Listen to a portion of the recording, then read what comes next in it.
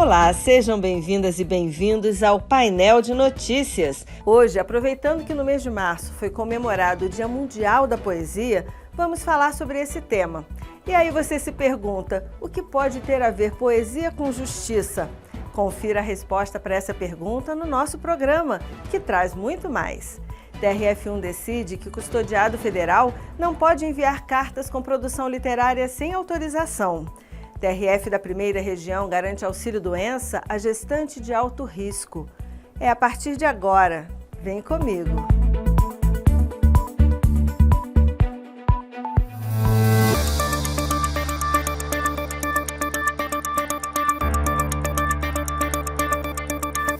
Se te amar for crime, quero que me prenda nas correntes dos teus abraços e me julgue no tribunal do seu coração, e que seus braços sejam minha cela e minha prisão. Esse é o trecho de uma das poesias do livro Vozes do Cárcere, Poesias e Algo Mais. E o autor é um dos custodiados do presídio de Frutal, no Triângulo Mineiro, que criaram os textos que compõem a obra. Confira com Ana Paula Souza como o esforço de ressocializar os detentos virou um livro, em verso e prosa.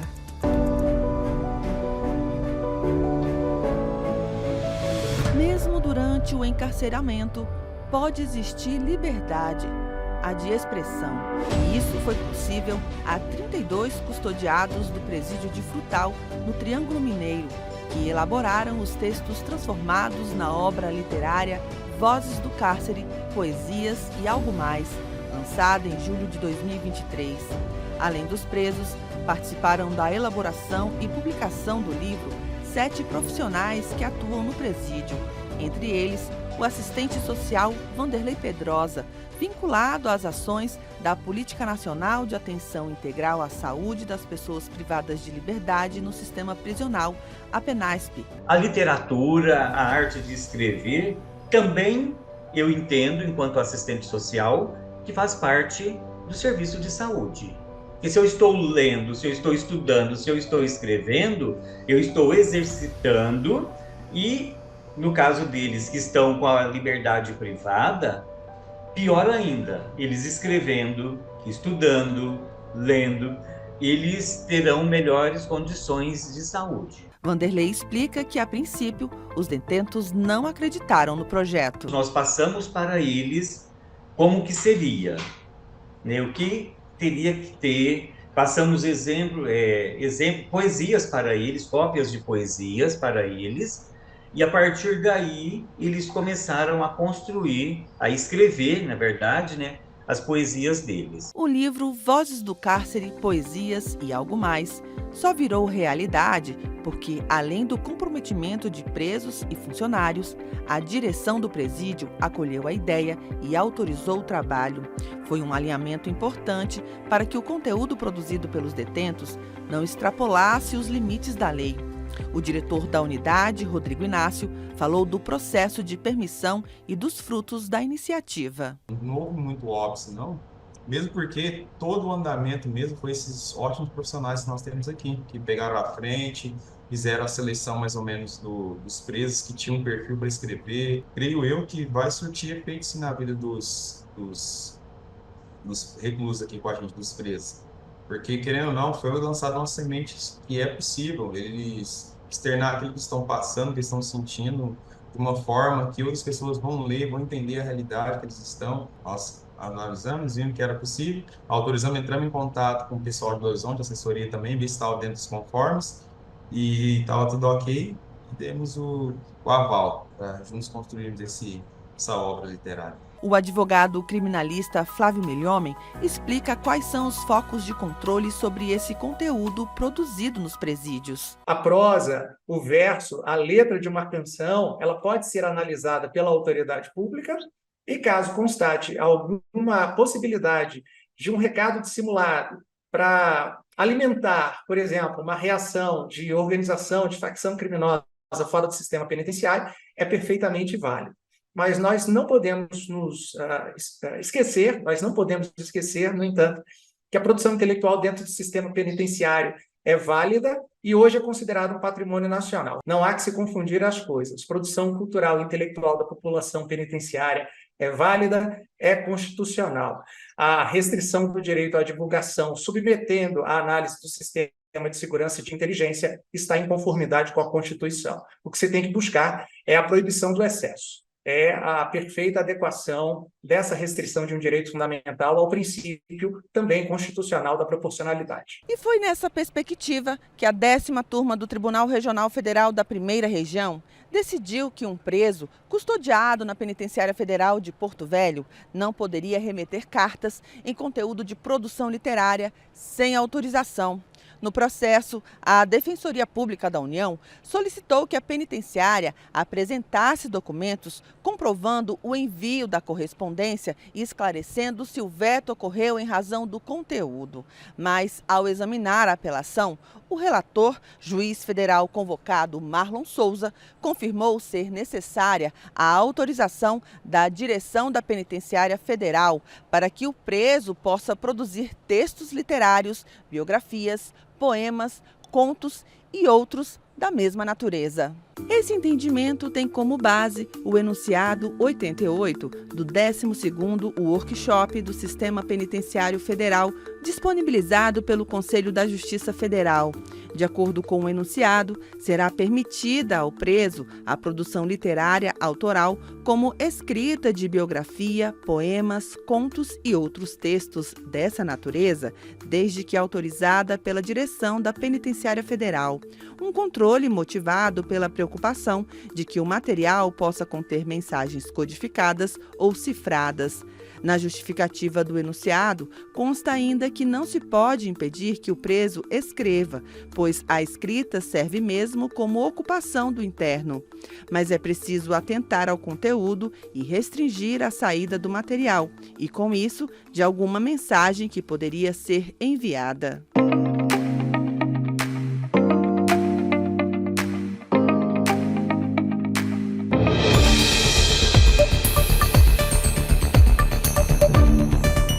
Quando uma mulher descobre que é uma gestante de alto risco, isso não significa uma sentença de morte, nem para a mãe, nem para o bebê. Nesses casos, o importante é o acompanhamento pré-natal adequado, que além de exames mais frequentes, suplementação da alimentação e, por vezes, o uso de medicamentos, geralmente inclui também o repouso, o que para quem trabalha pode se tornar um problema. Acontece que, apesar de a gravidez não ser uma doença, pode dar direito ao recebimento do benefício de auxílio-doença se for uma gestação de alto risco. E muitas vezes a questão só é resolvida na justiça. Confira um caso assim com William Nascimento.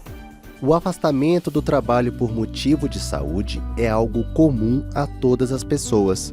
Afinal, em algum momento da vida, o trabalhador teve ou terá alguma circunstância que o leve a ficar alguns dias em repouso para restabelecer seu estado de saúde. Conforme a lei trabalhista, por até 15 dias, o atestado médico deve ser coberto pelo empregador, mas, a partir do 16º dia, o empregado deve procurar uma agência do Instituto Nacional de Seguridade Social, o INSS, e se submeter a uma perícia médica para fazer jus ao pagamento do chamado auxílio por incapacidade temporária, mais conhecido como auxílio-doença. De maneira geral, o benefício é devido aos trabalhadores que cumprem uma carência mínima de 12 contribuições ao INSS. Existem, no entanto, algumas doenças consideradas graves que dispensam o cumprimento da carência. Na lista prevista na Lei 8.213 de 91, estão 14 patologias, como tuberculose ativa, hanseníase, neoplasia maligna, cegueira, paralisia irreversível e incapacitante, cardiopatia grave e mal de Parkinson, por exemplo. Mas, e quando o assunto é a gestação de alto risco? Atualmente, tramita no Senado Federal o projeto de lei 787 de 2021, de autoria do senador Marcelo Castro, que isenta de carência para fins de auxílio-doença os casos de gestação de alto risco, em que haja recomendação clínica para afastamento do trabalho por mais de 15 dias consecutivos. Diante da falta de uma lei específica e após inúmeras ações na Justiça, o tema teve entendimento pacificado na Turma Nacional de Uniformização dos Juizados Especiais Federais, a TNU, dispensando a referida carência. Foi o caso da camareira Leidiane Oliveira, de 23 anos, que mora em Rolim de Moura, Rondônia. Logo em seu primeiro emprego, foi diagnosticada com um grave problema de coluna, fato que se agravou com a gestação de seu primeiro filho. Estava empregada, mas não tinha salário, estava sozinha, e gravidez sem seus custos, tração, remédio. No meu caso, eu tinha que tomar, além dos remédios da gravidez, ainda tinha um remédio para a coluna que eu tinha que tomar. Para você ter ideia, teve uma vez que me deu uma crise muito forte, eu fiquei 7 dias sem conseguir levantar da cama. E assim, se não fosse família, amigos, como é que faz? Depois de ter o seu pedido negado administrativamente pelo INSS e pela Justiça de Primeira Instância, Leidiane recorreu ao Tribunal Regional Federal da Primeira Região. O caso foi analisado sob a relatoria do desembargador federal Gustavo Amorim, que considerou a tese de número 220 da TNU de que a lista de doenças da Lei 8.213 não é taxativa, dispensando a carência, no caso do auxílio-doença para a gravidez de alto risco. Dessa forma, o INSS deverá pagar o referido benefício à trabalhadora desde o afastamento por laudo médico até o nascimento do bebê, quando então a mãe passou a receber o auxílio maternidade. Para a advogada especialista em direito previdenciário que atuou no processo, Elma Ribeiro, o entendimento da Justiça Federal sobre o assunto beneficia toda uma coletividade. Um resultado como esse, eu sempre digo que não foi uma vitória somente para a gente, é uma vitória para tantas outras mulheres que passam por essa situação, né? Tantas outras mulheres que não têm ali a qualidade, não têm o quesito carência cumprido e que fica totalmente desamparada do Estado, da empresa, muitas vezes da família, que fica sem nenhum recurso. Sim, é necessário, porque sim, são direitos, né? Que elas possuem, a Constituição Federal garante esse direito da preservação da maternidade, então, sem sombra de dúvida, é uma decisão que vai contribuir para o todo. Especialista em gestação de alto risco, a médica obstetra Daphne Fernandes defende o afastamento do trabalho sempre que a mulher tiver alguma complicação que possa implicar na saúde dela ou no desenvolvimento fetal. Quando ela desempenha algum trabalho que o risco gestacional aumenta com a execução desse trabalho, a gente precisa adequar a função ou, em casos extremos, indicar afastamento.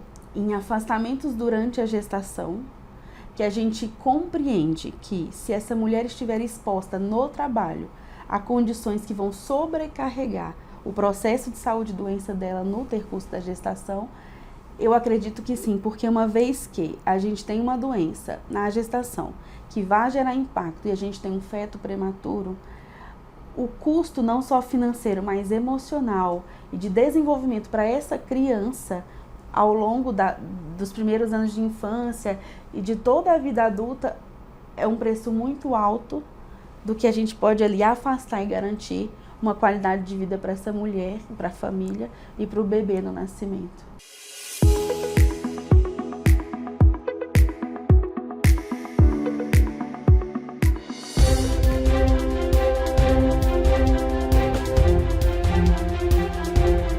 Por hora, vamos ficando por aqui, mas você pode continuar acompanhando as novidades do TRF da Primeira Região nas redes sociais. Estamos no YouTube, no Facebook e no Instagram. E na semana que vem estou de volta com mais reportagens de William Nascimento, Ana Paula Souza, Marco Antônio Feitosa e Fátima Uchoa. Edição de Lucas Lima e coordenação geral de Ivani Moraes. Até a próxima edição do Painel de Notícias. Tchau!